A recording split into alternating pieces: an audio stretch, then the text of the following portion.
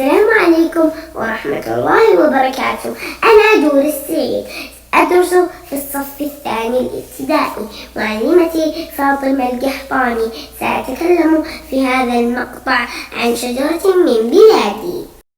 أكبر كمية أشجار زيتون بالعالم في هذه المدينة السعودية الجوف.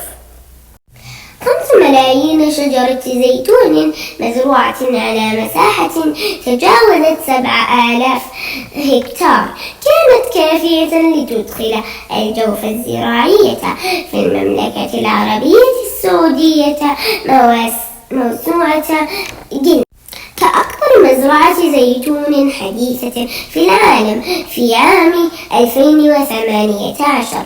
فكيف استطاعت السعودية زراعة أكبر مزرعة زيتون عضوي في العالم؟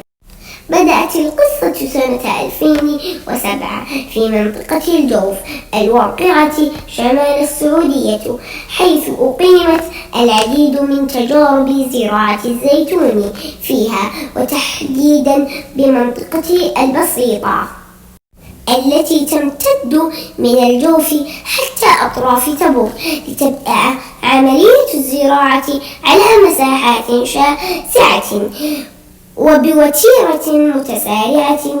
بعد نجاح هذه التجارب ليكون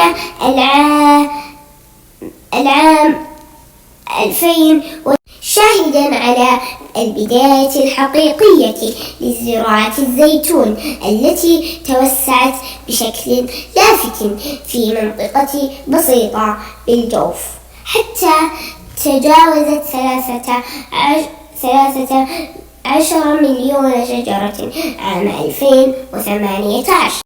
وقد استطاعت الجوف الزراعية بمشروعها الزراعي هذا أن تحقق رقما قياسيا عالميا في أكبر تجمع زراعي متصل لأشجار الزيتون، مما لفت أنظار العالم إليها، خصوصا مع وقوعها في المملكة العربية السعودية.